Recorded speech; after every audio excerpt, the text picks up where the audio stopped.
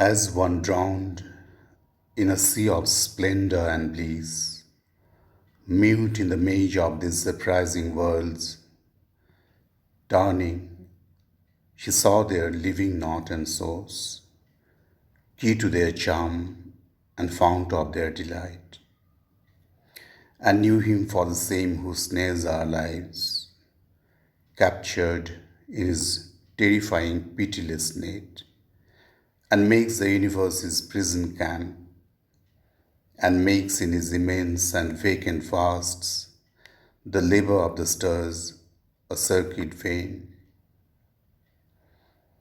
and death the end of every human road, and grief and pain the wages of man's toil. One whom her soul had faced as death and night, a sum of all sweetness gathered into his limbs and blinded her heart to the beauty of the suns. Transfigured was the formidable shape, his darkness and his sad destroying might, abolishing forever and disclosing the mystery of his high and violent deeds.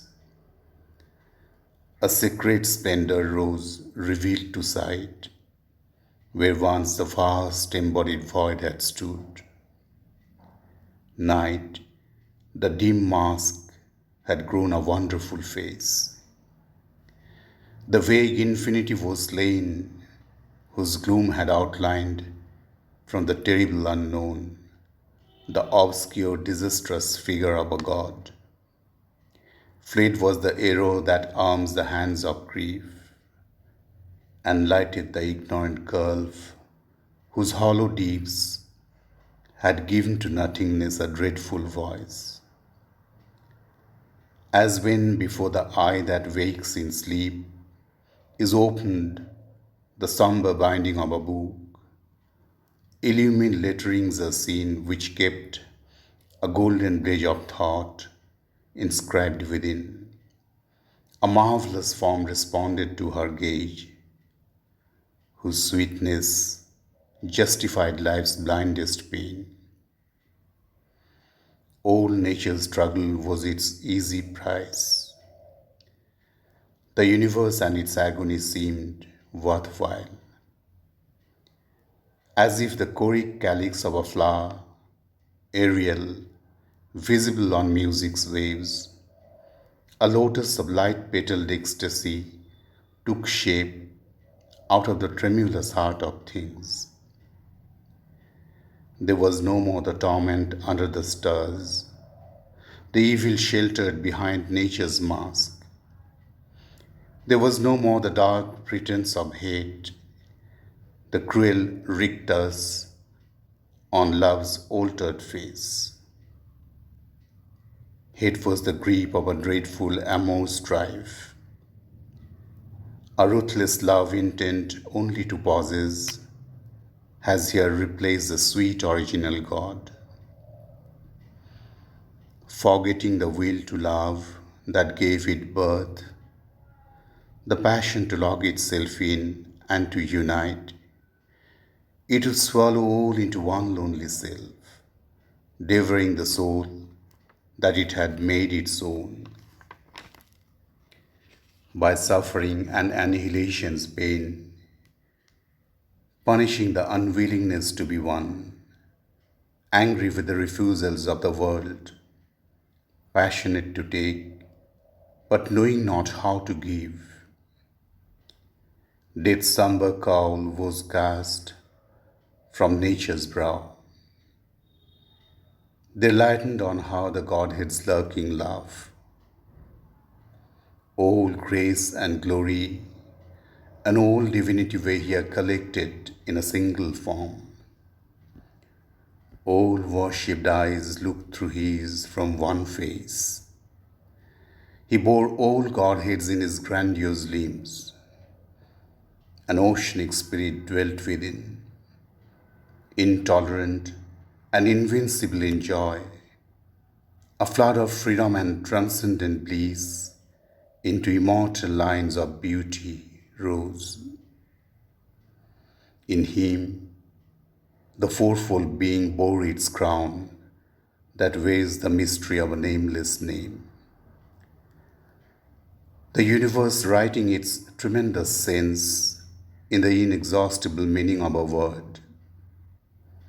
In him, the architect of the visible world, at once the art and artist of his works, spirit and seer and thinker of things seen, Virat, who lights his campfires in the suns, and the star-entangled ether is his hold, expressed himself with matter for his speech. Objects are his letters, forces are his words, events are the crowded history of his life, and sea and land are the pages for his tale. Matter is his means and his spiritual sign. He hangs the thought upon a lashes lift. In the current of the blood makes flow the soul. His is the down wheel of atom and of clod, a will that without sense or motive acts, an intelligence needing not to think or plan. The world creates itself invincibly, for its body is the body of the Lord, and in its heart stands Virat, King of Kings.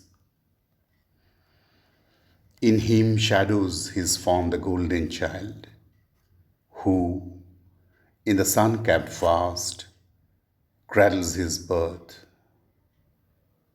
Hiranyagarbha, author of thoughts and dreams, who sees the invisible and hears the sounds that never visited a mortal ear, discoverer of unthought realities, truer to truth than all we have ever known. He is the leader on the inner roads, a seer. He has entered the forbidden realms, a magician with the omnipotent wand of thought. He builds the secret uncreated worlds. Armed with the golden speech, the diamond eye, his is the vision and the prophecy, imagist, casting the formless into shape. Traveler and hewer of the unseen paths, he is the carrier of the hidden fire. He is the voice of the ineffable. He is the invisible hunter of the light, the angel of mysterious ecstasies, the conqueror of the kingdoms of the soul. A third spirit stood behind their hidden cause, a mass of superconscience closed in light, creator of things in his all-knowing sleep. All from his stillness came as grows a tree. He is our seed and core, our head and base. All light is but a flash from his closed eyes, and all wise truth is mystic in his heart. The omniscient ray is shut behind his lids. He is the wisdom that comes not by thought. His wordless silence brings the immortal word. He sleeps in the atom and the burning star. He sleeps in man and God and beast and stone. Because he is there, the inconscient does its work. Because he is there, the world forgets to die. He is the center of the circle of God. He, the circumference of nature's run. His slumber is an almightiness in things. Awake, he is the eternal and supreme. Above was the brooding bliss of the infinite, its omniscient and omnipotent repose, its immobile silence absolute and alone. All paths were woven in countless concords here. The bliss that made the world in his body lived, love and delight, with the head of the sweet form. In the alluring meshes of their snare, recaptured, the proud blissful members hailed all joys, outrunners of the panting heart, and fugitive from life's outstripped desire. Whatever vision has escaped the eye, whatever happiness comes in dream and trance, the nectar spilled by love with trembling hands, the joy the cup of nature cannot hold, had crowded to the beauty of his face, were waiting in the honey of his love. Things hidden by the silence of the hours, the ideas that find no voice on living lips, the soul's pregnant meeting with infinity, had come to birth in him and taken fire. The secret whisper of the flower and star revealed its meaning in his fathomless look. His lips curved eloquent like a rose of dawn. His smile that played with the wonder of the mind and stayed in the heart when it had left his mouth, glimmered with the radiance of the morning star, gemming the wide discovery of heaven. His gaze was the regard of eternity, the spirit of its sweet and calm intent was a wise home of gladness, and divulged the light of the ages in the mouth of the hours, a son of wisdom in a miracle grove. In the orchestral largeness of his mind, all contrary seekings their close kinship knew. Rich-hearted, wonderful to each other made, in the mutual marveling of their myriad notes, and dwelt like brothers of one family who had found their common and mysterious home. As from the harp of some ecstatic god, there springs a harmony of lyric bliss, striving to leave no heavenly joy unsung. Such was the life in that embodied light. He seemed the wideness of a boundless sky. He seemed the passion of a sorrowless earth. He seemed the burning of a worldwide sun. Two looked upon each other. Soul saw soul.